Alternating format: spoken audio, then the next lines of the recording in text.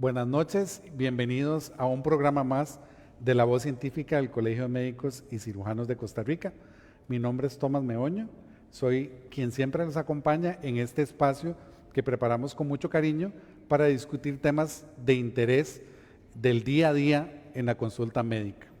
Hoy tenemos una invitada muy especial, una querida amiga también, que teníamos tiempo ya de no compartir, la doctora Marianela Alvarado, especialista en gastroenterología, que trabaja en el Hospital de Alajuela con la Caja del Seguro Social y también tiene una consulta privada. Bienvenida, Marianela. Muchas gracias, Tomás. Para mí es un gusto estar acá. Les agradezco un montón tomarme en cuenta la invitación. Y bueno, espero poder ayudarles ahí como con las dudas que tengan. Gracias a vos más bien por compartir este espacio. Y hoy pues queríamos invitarte para que hablemos un poco de todas estas cuestiones que nosotros deberíamos hacer para evitar los problemas gastrointestinales frecuentes, ¿verdad? O estos motivos de consulta frecuentes, tanto a Levi's como a la consulta de ustedes directamente ya en gastroenterología. Entonces, tal vez si nos contás un poquito desde tu experiencia ya de tantos años en la institución y privado, ¿cuáles son los principales motivos de consulta? Porque es que las personas más consultamos por problemas gástricos. Bueno, sí, hay como patologías que son como las más comunes y que se ven muchísimo, tanto digamos a nivel institucional, ¿verdad? De la Caja Costarricense, como a nivel privado, que principalmente es lo que es enfermedad por reflujo, síndrome de intestino irritable. Ahora es muy frecuente, ¿verdad? Por todo este tema de la obesidad, sobrepeso, o sea, que podamos encontrar como hallazgos incidentales cuando el paciente se hace algún examen diagnóstico de imagen, por ejemplo, un ultrasonido, que tenga hígado graso, ¿verdad? Entonces es como una de las patologías que también consultan muchísimo y que incluso es una de las que yo trato como de hablarles mucho a los pacientes porque creo que ahí influye, es de las que más influye como los cambios en el estilo de vida, la alimentación, o sea, como lo que usted como paciente, ¿verdad?, puede hacer. Entonces, digamos, creo que esas son como las más frecuentes. Hay muchas más que vemos, ¿verdad?, en gastroenterología, ¿verdad? Pero realmente, o sea, las que más uno ve en consulta es los pacientes que tienen gastritis, enfermedad por reflujo, síndrome de intestino irritable, ¿verdad? Básicamente como esas cosillas. Marianela, y por ejemplo, es muy frecuente, ¿verdad?, que cualquiera de nosotros de pronto sienta esa ardor, ¿verdad? Inmediatamente lo que se viene al pensamiento de la gran mayoría es tengo gastritis, ¿verdad? Y tal vez les podemos contar un poco que va un poquito más allá, ¿verdad? O sea, no es solo sentir el ardorcito ya para decir que tengo gastritis, ¿verdad? Sí, digamos, bueno, ese es como el síntoma, o sea, el paciente va a sentir ese dolor ardoroso que está aquí en lo que llaman siempre la boca del estómago, ¿verdad? Pero eso puede ser desencadenado por otras patologías, no solamente por la gastritis como tal, que es la inflamación del estómago. Si el paciente tiene una enfermedad por reflujo, o sea, tiene también una hernia tal, va a tener ese reflujo del contenido de todo lo que haya en el estómago hacia el esófago y va a tener una gama muy grande de síntomas, que el principal es esta sensación de ardor aquí a nivel de la boca del estómago, pero también puede sentir ese ardor que sube. Hay pacientes que solo lo que presentan es que tienen, por ejemplo, como una carrasperilla, una tos seca o tienen un dolor torácico importante también asociado. Entonces hay una gama importantísima, o sea, muy grande de síntomas que podría tener el paciente, que ahí lo principal es que ojalá si el paciente siente algo así, acuda, ¿verdad?, a un especialista para que entonces haciéndole una adecuada historia clínica, una entrevista, ¿verdad?, correcta, uno puede ir como guiando un poco, ¿verdad?, para saber más o menos qué puede tener el paciente, ¿verdad? Y por ejemplo, ¿qué tanto tiene que ver el patrón de alimentación, por ejemplo, en la gastritis? Ajá. Muchísimo, y en la gastritis y en casi que todas las patologías gastrointestinales, ¿verdad? Porque si yo como mal, ¿verdad? Eso va a influir directamente en lo que soy como, ¿verdad? En todo nuestro organismo, en todo sentido, ¿verdad? No solamente en las patologías gastrointestinales, sino también en toda la parte metabólica, ¿verdad? Cardiovascular. pero gastrointestinal influye un montón, ¿verdad? Entonces, si yo no tengo una dieta balanceada en la que incluya vegetales, frutas, fibra, ¿verdad? Grasas buenas, que no tenga también un estilo de vida saludable, o sea, que no incluya el ejercicio, pues voy a tener muchas consecuencias alrededor, ¿verdad? Puedo tener gastritis, reflujo, síndrome de intestino irritable, si no tengo una dieta alta en fibra, puedo tener estreñimiento asociado, ¿verdad? Alteraciones en el patrón defecatorio, o sea, hacer un hígado graso, ¿verdad? Entonces, todo influye, ¿verdad? A nivel de lo que comamos, definitivamente. Y ahora también se habla mucho de toda la parte, no solamente de lo que comemos, sino también de toda nuestra microbiota intestinal, ¿verdad? Ese es como el tema más en boga que tenemos, porque la microbiota intestinal se ha visto y se están corriendo muchísimos estudios a nivel mundial en los cuales han estudiado diferentes patologías, no solamente patologías gastrointestinales. Incluso hay estudios en que han visto si hay relación, si hay alteraciones en la microbiota intestinal, por ejemplo, con la demencia o con autismo, ¿verdad? O con diferentes patrones de comportamiento de las personas, ¿verdad? Que podrían influir directamente, o con la obesidad, por ejemplo. O sea, se ha visto incluso en ciertos experimentos, o sea, que si usted agarra una ratita gorda y le implanta la microbiota intestinal de esa ratita gorda a una flaca, después se hace gorda también. Entonces, todo esto influye, ¿verdad? Entonces, definitivamente, la microbiota intestinal, que son todos los microorganismos que viven con nosotros, se van a favorecer de lo que comemos, ¿verdad? Entonces, si comemos bien, yo voy a tener una microbiota intestinal saludable, pero si yo no como bien, ¿verdad? No, probablemente no voy a tener esa microbiota saludable y voy a tener muchos síntomas gastrointestinales asociados y todos los demás que se puedan dar. Y en eso, por ejemplo, que mencionas, que me parece súper interesante, ¿verdad? Porque es, como bien lo decís, el tema, ¿verdad? Ahora se está discutiendo mucho sobre la relación que tiene en general, ¿verdad? Con muchas cosas. Tiene que ver la microbiota, por ejemplo, en qué, y lo voy a decir así como entre comillas, ¿verdad? En qué tan buena digestión yo tenga, ¿verdad? O sea, en que, vamos a ver, como vos lo decís, no es lo mismo que yo tenga una dieta balanceada donde como frutas, verduras y demás, a que yo tenga una dieta de comida rápida, por ejemplo, ¿verdad? Rica en procesados, en azúcares simples, ¿verdad? En todo esto. ¿En qué influye el tipo de alimento que yo consuma en ese desarrollo adecuado de la microbiota?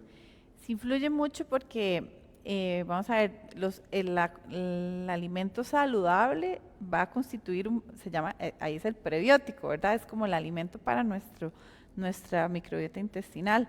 Entonces, si yo le estoy dando solo alimentos que son ricos en grasa, azúcares refinados, ¿verdad? Hay más posibilidad de que vayan a crecer microorganismos que generen fermentación, inflamación, ¿verdad? Entonces, sí, toda la parte digestiva va a afectarse porque entonces probablemente ese paciente que esté consumiendo más azúcares refinados, más grasas, va a tener una microbiota que va a generar más distensión abdominal, más inflamación. Entonces son pacientes que comen y se sienten que están llenísimos, que se distienden, o sea, van a veces bien al baño, a veces no, ¿verdad? Entonces todo eso va a afectar, ¿verdad? Si hay una relación importante asociada. Incluso, bueno, te cuento una anécdota, ¿verdad?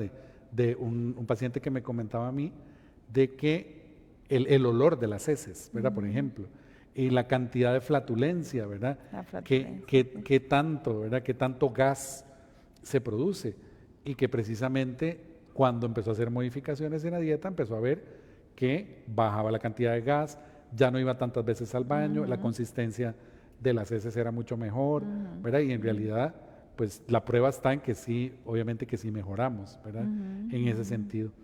Nela, otra de las cosas que mencionabas es el tema del digestivo irritable, ¿verdad? Que bueno, yo como médico de familia que soy, es uno de los principales, ¿verdad? Sí, motivos de consulta. Porque a todos en algún momento, ¿verdad? Decimos, tengo dolor de estómago y nos tocamos, ¿verdad? Y yo siempre le explico a los pacientitos, si fuera el estómago lo que siempre nos duele, pero nos duele todo el complejo, ¿verdad? Tenemos colon y todo que nos duele. Háblanos un poquito qué es realmente el digestivo irritable. Sí, el intestino irritable, yo siempre le explico así a los pacientes, les digo, bueno, es lo que la gente dice la colitis, ¿verdad? Entonces, es esa colitis que es ese dolor difuso en toda el área abdominal, vamos a ver que son estos pacientes que van a tener dolor abdominal de forma recurrente. De hecho, o sea, la definición dice que por lo menos 3 veces a la semana el paciente va a tener dolor abdominal, que puede asociar distensión abdominal, que va a mejorar muchas veces con la defecación. O sea, el paciente se siente súper distendido con dolor y cuando va al baño mejora un poco el dolor, aunque no necesariamente se le quita, ¿verdad? Y vamos a ver diferentes espectros de la enfermedad, o sea, 3 formas en que se pueda presentar, que son estos pacientes que lo que tienen es un predominio más de estreñimiento, ¿verdad? Entonces, pacientes que tienen el dolor, la distensión y les cuesta mucho ir al baño, ¿verdad? Son estreñidos normalmente, o pacientes que más bien al contrario, ¿verdad? Tienen todos estos síntomas, pero van con un patrón más defecatorio, más tipo diarrea, o sea, van, a veces no necesariamente es diarrea, porque a veces el paciente dice, es que tengo una diarrea, y uno le pregunta, ¿y cómo son las heces? La consistencia es realmente líquida, entonces le dicen, bueno, blanda, ¿verdad? A veces como flojona, por así decirlo, ¿verdad? Entonces, ahí un poco hay que definir eso, ¿verdad? Porque un paciente que realmente tenga una diarrea verdadera, o sea, más de 3 deposiciones líquidas al día, tenemos que descartarle otras causas de diarrea crónica, ¿verdad? Que la principal es algo infeccioso, que es simplemente hacer estudios de heces para ver si hay algo infeccioso asociado, pero si eso estuviera negativo, tenemos antes que decirle al paciente que tiene un intestino irritable con un patrón diarreico, ¿verdad? Descartar otras causas, ¿verdad? Porque podría haber alguna enfermedad ahí orgánica que no hemos descubierto, ¿verdad? Y si siempre lo catalogamos como un intestino irritable, nunca vamos a llegar a esa enfermedad. Entonces es súper importante como hacer como ese estudio, y si ya al paciente le descartamos otras causas, ¿verdad? Entonces ahí sí le decimos, bueno, usted lo que tiene muy probablemente es un intestino irritable con un patrón más de diarrea. Y tenemos los que están ahí como en el medio, ¿verdad? Que son como esos pacientes, y creo que la mayoría de los pacientes que están como fluctuando, ¿verdad? Pasan algunas veces estreñidos, depende de lo que se coman, se tiran como a la diarrea o a veces flojas y ahí van, ¿verdad? Entonces, es muy importante como ubicar eso, ¿verdad? Cosas que tenemos que ver para hacer el diagnóstico es el dolor que el paciente tenga, cuántas veces tiene, o sea, qué tan recurrente es, si cuando defeca mejora un poco el dolor, si hay distensión abdominal, y esto, ¿verdad? Los cambios en el patrón defecatorio como para poder ubicarnos, ¿verdad? Porque el tratamiento en cada uno es distinto, ¿verdad? Entonces sí es muy importante ahí como ubicarnos en eso. Para diferenciarlos. Y te hago yo la pregunta que también es frecuente. ¿Cuál es el número normal, digamos, de veces por semana que nosotros deberíamos defecar?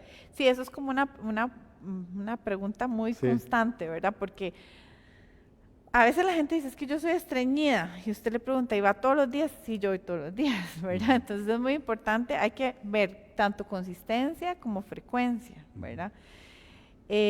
Ahí es muy importante ver, o sea, no necesariamente un paciente que vaya cada 2 días o cada 3 días es estreñido, tal vez sea su patrón defecatorio normal.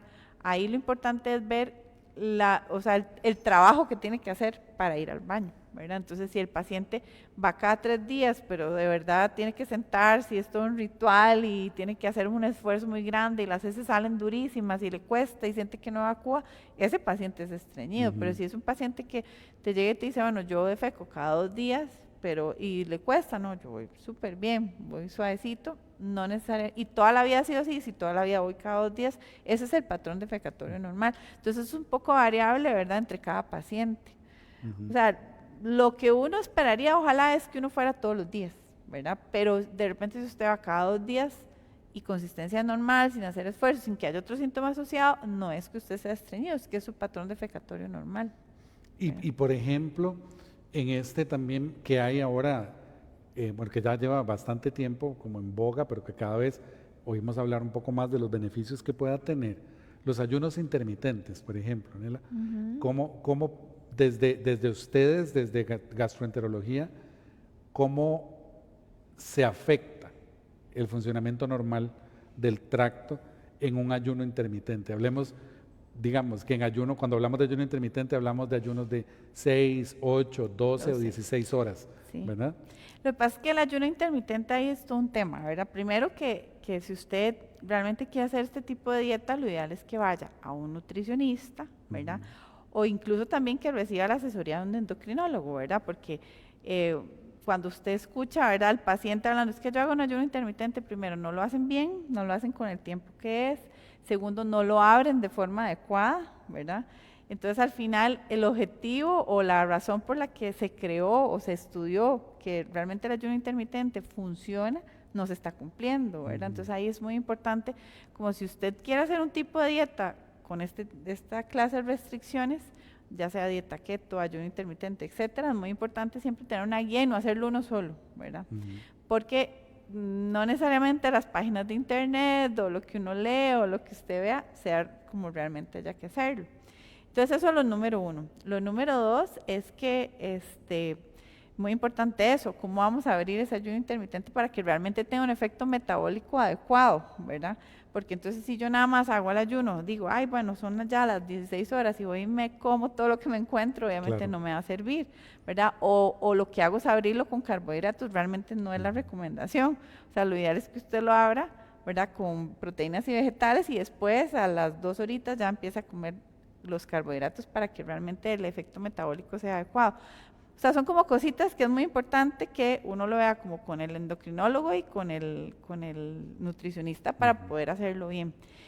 Ahí también es muy importante que hay que tomar en cuenta si hay una patología gastrointestinal de base, ¿verdad? O sea, si yo soy un paciente que tengo gastritis, tengo úlcera, tengo una enfermedad por reflujo, si yo hago un ayuno de muchísimas horas, ¿verdad?, voy a tener una secreción de ácido mayor, ¿verdad?, y probablemente va a tener más síntomas gastrointestinales. Entonces, definitivamente en medicina hay que ser como, o sea, cada paciente es un mundo, un planeta, hay que individualizarlo, ¿verdad? Entonces, ahí es donde es muy importante que uno no haga cosas sin que tenga la asesoría adecuada, ¿verdad? Porque entonces, si usted no va al nutricionista, lo hace solito y además tenía algo, ¿verdad?, una hernia tal y enfermedad por reflujo, le va a dar peor, ¿verdad? Probablemente va a tener más síntomas. Entonces, hay que tener ahí como esa consideración. Si ya usted tiene un diagnóstico de base, mejor consultar a ver si puede o no hacerlo, ¿verdad? Y si no, y empieza a hacerlo y empieza a tener síntomas, ¿verdad?, mejor también consultar para ver si hay algo ahí de base que haga que tal vez no, o sea, no necesariamente que no lo vaya a poder hacer, pero que no tenga un ayuno de tantas horas, o sea, no va a hacer un ayuno de 16 horas, mejor Claro. que haga uno de 12, ¿verdad?, que creo que es más factible y que puede generar menos síntomas gastrointestinales en el paciente. Sí. No, y como siempre, ¿verdad?, que hacemos esa recomendación importante de que sea acompañado, ¿verdad?, con profesionales que sepan sobre el tema. Para quienes recién nos acompañan en este Facebook Live, hoy contamos con la doctora Marianela Alvarado, especialista en gastroenterología, y estamos conversando sobre los principales motivos de consulta a gastroenterología como tal, ¿verdad? O las principales quejas que la mayoría de nosotros tenemos sobre nuestro sistema gastrointestinal. Comentábamos un poco sobre lo que es la gastritis, sobre lo que es el intestino irritable. Y enumeraste al principio cuando estábamos conversando algo que es muy importante y que comparto con vos, lo que decías, la importancia que tiene y que a veces no se la prestamos, y es el hígado graso. Entonces, tal vez contanos un poco qué es el famoso hígado graso, ¿verdad? Y por qué es tan importante ponerle atención. Ok, y acá es súper importante que hablemos de esto porque incluso a nivel mundial, el año pasado se hizo un cambio en la nomenclatura de la forma en que nosotros llamábamos al hígado graso, ¿verdad? La enfermedad del hígado graso anteriormente se llamaba como hígado graso no alcohólico, ¿verdad? Sí. Entonces, realmente eso se ha venido hablando desde muchos años atrás hasta el año pasado, que ya se hizo un consenso con todas las sociedades de patología a nivel mundial, ¿verdad?, tanto la americana como la europea como la latinoamericana, en la que se pusieron de acuerdo para llegar como a generar una nomenclatura en común para que no fuera estigmatizante, ¿verdad?, y que fuera un nombre que realmente refleje lo que significa el hígado graso como tal. Entonces, antes se llamaba un hígado graso no alcohólico, lo cambiaron, ¿por qué? Porque primero denominarlo con negativo, ¿verdad? Estábamos mencionando una enfermedad en negativo y no por lo que es, ¿verdad? Entonces ahí decidieron quitar esa parte. Y segundo, también la otra parte es quitar como lo de el graso, ¿verdad? Porque bueno, para nosotros uno no lo ve tan malo, pero digamos a nivel anglosajón, el fatty, ¿verdad? Sí. El fatty lo ven más bien como el gordito, ¿verdad? Entonces genera un estigma ahí importante, y lo otro es que era no alcohólico, ¿verdad? Entonces seguían estigmatizando el alcohol, ¿verdad? Que ahí no necesariamente la enfermedad crónica del hígado, ¿verdad? Que es lo que la gente llama la cirrosis, bueno, que llamamos también médicamente la cirrosis, no necesariamente siempre es por alcohol, hay muchas otras causas, que incluso la razón también para hacer ese cambio en la nomenclatura es que, o sea, la causa número 1 en este momento a nivel mundial de enfermedad hepática crónica o cirrosis es la enfermedad metabólica del hígado, que es la desencadenada por el hígado graso, ¿verdad? Entonces ahí es donde es tan importante, ¿verdad?, que todos los médicos y que el paciente tome conciencia de lo que significa que yo tenga un hígado graso. El hígado graso, ¿qué es? Que el hígado se va a empezar a llenar de depósitos de grasa. Esos depósitos de grasa van a ir generando una injuria o un daño, ¿verdad? Y una reacción inflamatoria en el hígado que va a ir haciendo a largo plazo que se genere fibrosis, o sea, que ese órgano que es como una esponjita, suavecito, se vuelva duro. Entonces, al volverse duro, va a empezar a fallar en sus funciones normales, ¿verdad? Y ahí es donde vienen todas las complicaciones propias de la hepatopatía crónica. Entonces, es muy importante que tomemos conciencia de esto, porque si yo me hago un ultrasonido ahí porque tenía un dolor abdominal y me dicen es que tiene un hígado graso, muchas veces no se le da importancia, porque el paciente no tiene en la cabeza de que hay posibilidad que si yo tengo un hígado graso, aunque me diga que es leve, si eso sigue progresando, se me puede hacer una cirrosis, ¿verdad? Entonces, y al final, digamos, en este momento ya hay un medicamento a nivel mundial que se aprobó, que bueno, todavía en Costa Rica no está, solamente está a nivel, digamos, de Norteamérica, y en Europa se está empezando a comercializar. Pero bueno, es un medicamento que es muy caro, ¿verdad? Y que al final, digamos, todos los estudios lo que se ha visto es que la forma en que usted puede impactar o mejorar en ese hígado graso y evitar que pueda progresar a cirrosis es cambios en el estilo de vida.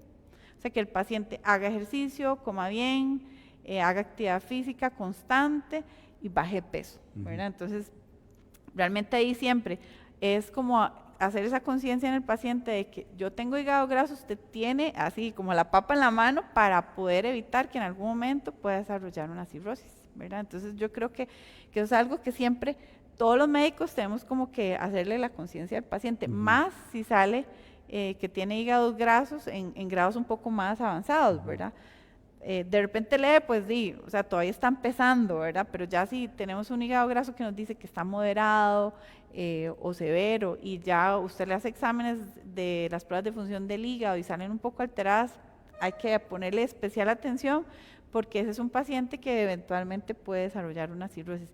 Y más si hay otros factores de riesgo asociados, que ahora parte de ese cambio de la nomenclatura y del nombre, que ahora se llama enfermedad metabólica del hígado, es porque estamos incluyendo factores cardiometabólicos, ¿verdad? Entonces, lo que llamamos nosotros el síndrome metabólico está incluido dentro de la definición. Entonces, yo tengo que tener ese estudio de imagen que dice que tiene el hígado con grasa, pero además tengo que tener dice al menos uno, no es como el síndrome metabólico, ¿verdad? Ahí dice al menos uno de 5 factores cardiometabólicos asociados, que es que yo sea obeso, que tenga sobrepeso, que tenga hipertensión, que sea diabético, que tenga dislipidemia, ¿verdad? Entonces todos esos, o sea, los tengo que tomar en cuenta también, y tengo que trabajar e incidir sobre eso. Entonces súper importante, ¿verdad? Como que se tome siempre la conciencia y la importancia que hay detrás de ese diagnóstico. Y ahora que lo mencionas, porque me parece sumamente importante, que puede ser que yo no esté gordito, ¿verdad? Puede ser que esté bien de peso, que no sea hipertenso, que no sea diabético, pero tengo colesterol y triglicéridos elevados. Y ojalá una historia familiar, ¿verdad?, de triglicéridos altos. Eso también, entonces, digamos, ¿verdad?, no es solo lo que se ve, sino también el metabólico que no vemos, ¿verdad? Que pienso yo que sí es como importante, porque me imagino que habrás visto casos de enfermedad metabólica del hígado en personas no obesas. Sí, no es tan frecuente, pero sí hay un fenotipo que está asociado a paciente no obeso. Y son los que incluso más hay que estar ahí como vigilando, ¿verdad? Porque son los que se ha visto que tienen una progresión más rápida a enfermedad hepática crónica, ¿verdad? O una cirrosis. Entonces sí, o sea, pero es como incidir, como decís vos, a veces lo que tienen es que tienen ahí colesterol alto y nunca se han hecho exámenes, ¿verdad? Entonces de repente, si les tratamos esa parte, ¿verdad? Y tal vez el paciente nunca hace ejercicio, come bien, pero tal vez no tiene ahí como la parte de hacer actividad física constante. Si le incluimos ahí ciertas cositas, ciertos cambios, el paciente mejora y ya logramos incidir en ese posible riesgo que pueda tener a largo plazo. Claro. ¿Verdad? Y bueno, en los diferentes temas que revisamos mes a mes por aquí, ¿verdad? Que compartimos con todos ustedes, somos como muy agudos en eso, ¿verdad? De que siempre, si ustedes se dan cuenta y los bombardeamos a ustedes en su casa, ¿verdad? Con el tema de una alimentación adecuada, del ejercicio físico, y es porque necesitamos que realmente ustedes en sus casas se den cuenta que el principal esfuerzo viene desde cada uno de nosotros, ¿verdad? Y que es prevenir, que no estamos acostumbrados, ¿verdad? En algún momento de la historia perdimos eso, ¿verdad? Perdimos la parte de dedicarnos a prevenir que este tipo de enfermedades aparezcan y nos abocamos a tratarlas cuando ya están. Entonces, obviamente, parte del tratamiento y fundamental, creo yo, ¿verdad? Que es más del 50% del tratamiento, es lo que cada uno de nosotros haga, ¿verdad? Y como decía la doctora, importantísimo una adecuada alimentación y el ejercicio físico. Y si uno no sabe qué comer bien, pues entonces buscar un profesional adecuado que nos guíe, ¿verdad? Para saber cuál es el mejor alimento. Porque te introduzco a otra pregunta que yo te tenía y que ahora hablamos y se habla tantísimo, ¿verdad? Que es estas intolerancias a alimentos, ¿verdad? O a componentes de alimentos. Y la que más suena, ¿verdad? Gluten. Gluten, sí, sí. ¿Verdad? Entonces, porque ahora vos ves que es libre de gluten, que de pronto alguien te cuenta que ya no come gluten, ¿verdad? Y todo esto. Hablanos un poco de lo que es esta enfermedad o esta condición por intolerancia a gluten. Ahí, digamos, hay varios temas importantes, porque una cosa es la enfermedad celíaca como tal, ¿verdad? La enfermedad celíaca es, sí, la intolerancia al gluten, pero tiene todo un trasfondo inmunológico detrás, y el paciente que tiene enfermedad celíaca tiene que tener muy estrictamente una dieta libre de gluten, porque si usted consume gluten va a tener más riesgo de que en algún momento desarrolle otras complicaciones propias de la enfermedad celíaca, no solamente los síntomas gastrointestinales. O sea, paciente que tiene enfermedad celíaca podría tener infertilidad, artritis, afectación de piel, o sea, más predisposición a tener linfomas o diferentes neoplasias gastrointestinales a nivel intestinal. Entonces, o sea, ahí hay que, ¿verdad?, ser muy fino, no es solamente decir yo soy celíaco, ¿verdad?, porque sí. Si hay un grupo importante de pacientes que no es que sean celíacos, sino lo que son es intolerante o alérgicos al gluten. Existe también la alergia al gluten, ¿verdad? Que son esos pacientes que comen y se brotan, ¿verdad? Y usted va donde el alergólogo y les hacen las pruebas y dice, usted es alérgico al gluten. Muy diferente a que tenga enfermedad celíaca. O sea, ahí el riesgo es que si usted come algo, o sea, si usted es alérgico y come algo con gluten, sí puede hacer incluso hasta un choque anafiláctico, ¿verdad? Entonces son pacientes que definitivamente también dieta libre de gluten, pero porque tienen todo un trastorno, o sea, todo un trasfondo alérgico detrás. Pero también viene la parte de los que se llaman intolerantes al gluten y muchos están dentro del grupo del síndrome de intestino irritable, ¿verdad? Porque incluso se ha visto todos los productos que tienen gluten, hay muchos que son altos en FODMAPs, que son diferentes componentes de la dieta, fructanos, oligosacáridos, monosacáridos, que son altamente fermentables, ¿verdad? Entonces, el trigo puede generar mucha fermentación a nivel intestinal y entonces el paciente puede tener distensión abdominal y podría incluso tener diarrea o síntomas gastrointestinales ahí importantes asociados. Pero la diferencia radical es, ¿verdad?, que son estos pacientes que, o sea, si lo que tienen es intolerancia al gluten, ellos podrían eventualmente comer, ¿verdad? Saben que si comen algo con gluten puede ser que se sientan mal o depende de la cantidad que consuman, no necesariamente si consumen algo pequeño van a tener las molestias, pero si consumen una cantidad importante sí. Entonces ahí es muy importante hacer como el diagnóstico real, o sea, ahí hay que tomar en cuenta que hasta un 70% de los pacientes con intestino irritable dejan de consumir gluten y mejoran los síntomas. O sea, dejan de tener distensión, dejan de tener alteraciones en el patrón defecatorio. Entonces, no necesariamente significa que usted es celíaco, ¿verdad? Si usted es celíaco, primero el diagnóstico, lo ideal es que usted se le haga una gastroscopía y se le tome una biopsia del intestino delgado, porque la enfermedad celíaca va a generar cambios importantes en la arquitectura del intestino delgado, que generan a nivel histológico atrofia de las vellosidades, bueno, como el tejido normal, que es lo que permite que se absorban los nutrientes, ¿verdad? Diferentes nutrientes, en este caso el gluten, ¿verdad? Entonces, ahí, si yo tengo una biopsia que tiene esto, ahí es donde viene todo el resto de estudios que le voy a hacer. Por ejemplo, hay unos estudios en sangre, que son estudios serológicos, incluso hay un estudio genético, pero usted no le va a mandar el estudio genético a todo el mundo, ¿verdad? Porque el estudio genético hay que verlo un poquito ahí con lupa y lo ideal es que lo analicemos los especialistas, ¿verdad? Que sabemos, porque pueden haber diferentes aleros que salgan positivos y no necesariamente que usted sea celíaco, ¿verdad? Aunque hay uno que sí sale, no hay duda, pero hay otros que no necesariamente y que están muy presentes en la población general.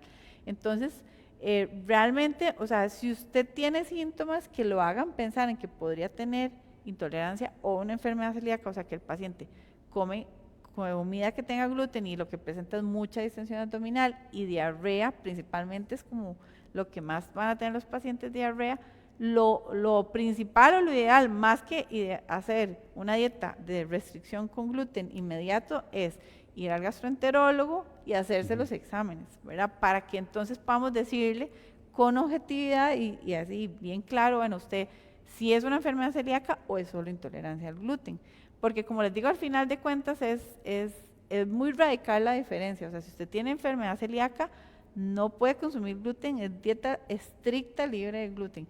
Tan estricto que usted se tiene que fijar en el champú, en la pasta de dientes, en las cremas que se ponen en la cara, todo, porque hay muchas cosas que pueden tener gluten y a veces usted está teniendo una dieta libre de gluten, pero se está poniendo algo que tiene trazas de gluten y que podría desencadenarle síntomas.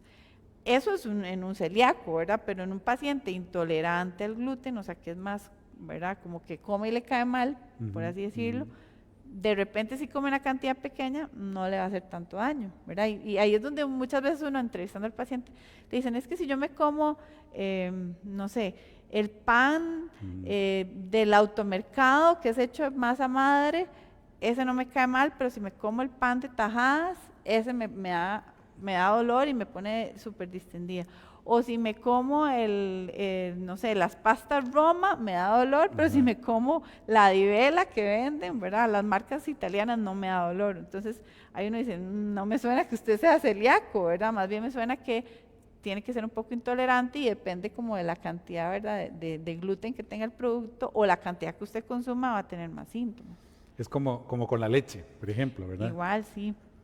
Con la leche existe ahí, ¿verdad? Es muy clínico en realidad. Sí. Y yo creo que es importante que todos tengamos como cuenta que en algún momento de la vida podemos desarrollar intolerancia a la lactosa, porque esa intolerancia es que yo dejo de producir la cantidad de lactasa, que es la enzima que me va a metabolizar ese azúcar que tiene la leche. Entonces, si yo no la produzco en la cantidad que ocupo para metabolizar todo lo que me estoy tomando, ¿verdad? Es donde empiezo a tener síntomas asociados. Y ahí es muy clínico. Hay un estudio que se puede hacer, ¿verdad? Que se hace de un estudio que es inspirado, le dan ahí una pastilla, usted se espera un ratito y después hace una inspiración y se miden los niveles ahí. Uno puede decir, bueno, sí es intolerante al gluten o no, pero en realidad el paciente muchas veces se lo puede decir a uno, ¿verdad? Yo voy, me como un lácteo, me como un helado y ya me da diarrea o dolor o distensión, ¿verdad? Entonces creo que es muy clínico y el paciente lo puede identificar muy fácilmente cuando empieza a sentirlo, ¿verdad? Ahí lo importante es que usted, si lo identifica, ¿verdad? Diga, bueno, sí, probablemente tengo intolerancia a la lactosa y ahora, por dicha, hay una gama gigantesca de productos deslactosados que uno encuentra en todos los supermercados, ¿verdad? No solamente en X o Y supermercados, sino que usted va al Walmart, al Palí, a cualquiera, ¿verdad? Y va a encontrar productos deslactosados. Entonces, si usted se da cuenta de que al consumir un lácteo entero, ¿verdad? Queso, leche normal o, no sé, un helado normal, ¿verdad? Presenta síntomas, muy probablemente es intolerante. Y ahí lo que hay que hacer es que para lo que usted consuma en su casa siempre sea productos que sean deslactosados. Ahora, helado, yogur, queso crema, natilla, y todos son ricos. En realidad no es como que haya que hacer una restricción, ¿verdad? Muy Sí. importante, porque sí se puede consumir ese tipo de lácteos sin que genere tantos síntomas. Incluso ya ahora tenemos productos hasta que no traen la otra proteína que también da Ajá, problemas, ajá. ¿verdad? Que es la caseína. La caseína, Y que exacto. muchas veces no se habla, ¿verdad? De que a veces la gente dice, yo me estoy cuidando mucho con la lactosa, ¿verdad? Pero de pronto tiene caseína, entonces es también por ese otro lado, ¿verdad? Y ya también hay productos. Y como bien decís, yo creo que mucho es la responsabilidad individual, ¿verdad? De identificar, ¿verdad? Que, como de tener y decir, bueno, si a mí, por ejemplo, me distiende que es muy frecuente, ¿verdad? Que a veces la gente dice, es que a mí el pepino me distiende, o la coliflor me distiende, pero como el brócoli y no, Sí, ¿verdad? lo que pasa es que, bueno, ahí, eso es un poco ahora lo que mencioné, hay una dieta que se hizo que se llama la dieta FODMAPs, ¿verdad? Entonces ahí son pacientes con intestino irritable, que primero, digamos, lo que hicieron fue como decir, bueno, en la universidad que se hizo, agarraron un grupo gigantesco de pacientes, entonces dígame cuáles son los alimentos que le generan síntomas, hicieron una lista, ¿verdad? Ujú. Que muchas veces usted se mete en internet, en Google, y la ve, la baja, y el paciente se asusta y llega y dice, es que no puedo comer nada, Claro, ¿verdad? Porque es una lista como de, no sé, 200 alimentos. Pero después ellos idearon una dieta en la que fueron viendo, primero hicieron una exclusión y después fueron introduciendo, ¿verdad? Los alimentos. Y fueron viendo que a veces no necesariamente es el alimento como tal, sino es la cantidad también, ¿verdad? Qué sé yo, por ejemplo, si y también lo otro es que hay mucha variabilidad entre cada paciente, no necesariamente lo que a mí me da dolor, me extiende, te da dolor a vos, ¿verdad? Entonces es muy individualizado también, pero no sé, por ejemplo, una manzana entera podría generar distensión, pero si usted se come un cuarto, o sea, un gajito, un cuartito, eso en teoría no. Entonces a veces son como cantidades y también la parte de la individualidad de cada uno, ¿verdad? Porque cada uno puede reaccionar distinto a diferentes alimentos. Yo siempre les digo, ustedes deberían de ser, o sea, la gente cuando siente muchos síntomas gastrointestinales, hacer como un diario, ¿verdad? Porque a veces dicen, es que lo que yo me comí al desayuno, pero no necesariamente, ¿verdad? A veces es lo que me comí ayer, que junto con lo que almorcé, cené y después vine al día siguiente y desayuné, ¿verdad? Tal vez en todas las comidas tengo un componente que es el que me está desencadenando, ¿verdad? Que tenga síntomas y al final yo tal vez lo quito y logro mejorar toda mi sintomatología. Entonces ahí es como muy, cada uno, ¿verdad? Irse dando cuenta de qué es lo que le está afectando, hacer como ese diario, ¿verdad? Como ir viendo, porque hay cosas como que siempre tal vez uno come, y como come todo revuelto, ¿verdad? No le pone como mucha atención, pero quizás poniéndole más atención pueda ver si hay un factor común que esté generándole como más molestias, ¿verdad? Que de repente hacer una restricción por un tiempo y volver a reintroducir podría ayudar en cantidades menores a que el paciente ya lo pueda tolerar y claro. que mejore los No, síntomas. súper, súper bueno. Marianela, bueno, como ves, el tiempo pasa volando, ¿verdad? ¿Qué podrías recomendarnos a todos en forma general, ¿verdad? ¿Qué podemos hacer para mejorar nuestra salud gastrointestinal en general? Sí, yo creo que en general, o sea, ya lo habíamos hablado, ¿verdad? Lo más importante, un estilo de vida saludable, o sea, hay que siempre incluir ejercicio en nuestra rutina diaria. O sea, la OMS recomienda que uno haga 30 minutos al día por 5 días, por lo menos 5 veces a la semana. Entonces yo creo que eso es bastante fácil. No necesariamente usted tiene que irse a correr una maratón o irse al gimnasio, o sea, caminar, por ejemplo, es algo muy fácil de hacer. Entonces, incluir actividad física, ¿verdad? Que sea ese mínimo para que usted realmente no sea una persona sedentaria, porque si usted se mueve, todo su tracto gastrointestinal se va a mover también y obviamente eso va a contribuir no solamente a la salud gastrointestinal, sino a su salud general, ¿verdad? Eso número uno. Dos, una dieta, ¿verdad? Saludable, hay que incluir frutas, vegetales, verduras, grasas saludables, ¿verdad? No consumir ni azúcar refinado, ni comidas grasosas, ni comidas rápidas, ¿verdad? Tal vez consumir más carnes que tengan menos grasa, ¿verdad? Entonces tener una dieta que incluya ojalá todos los grupos alimenticios, ¿verdad? Pero muy importante toda esa parte de consumir frutas, vegetales y fibra, porque la gente no lo hace, ¿verdad? Cuesta muchas veces que lo hagan. Y lo más importante que yo creo es si usted tiene un síntoma gastrointestinal, consulte al especialista, ¿verdad? El especialista que le va a ayudar es el gastroenterólogo. Y bueno, en nuestro país tenemos muchísimos gastroenterólogos muy buenos, ¿verdad? Yo tengo muchísimos colegas muy buenos y creo que, o sea, lo ideal es si usted tiene alguna molestia, que consulte para que le dé la guía, ¿verdad? Y lo ayude a ver si ocupa algún examen, ¿verdad?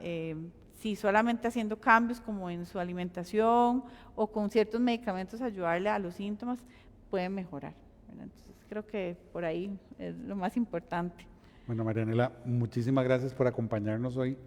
De verdad, ¿verdad? Podríamos hacer, como ya se ha hecho, ¿verdad? Simposios de todos estos temas, ¿verdad? Congresos, porque es un tema que da para mucho, ¿verdad? Esta es tu casa, como te dije cuando llegaste, ¿verdad? Bienvenida. Espero que más adelante puedas venir a otro programa para que podamos seguir conversando. A ustedes en sus casas, muchísimas gracias por acompañarnos mes a mes. Este mes tenemos la particularidad de que el 25 vamos a tener otra sesión que vamos a hablar sobre asma para que se conecten. Vamos a volver a tener a la doctora Macís por acá para que compartamos y hablemos de asma. Bien que el mes pasado pudieron conversar con ella un poco sobre la enfermedad pulmonar obstructiva crónica y ahora vamos a hablar sobre asma. Así que por acá los esperamos. De nuevo, muchísimas gracias, Marianela. Encantado de verte y que hayas compartido con nosotros. Y muy buenas noches a todos ustedes en sus casas. Buenas noches.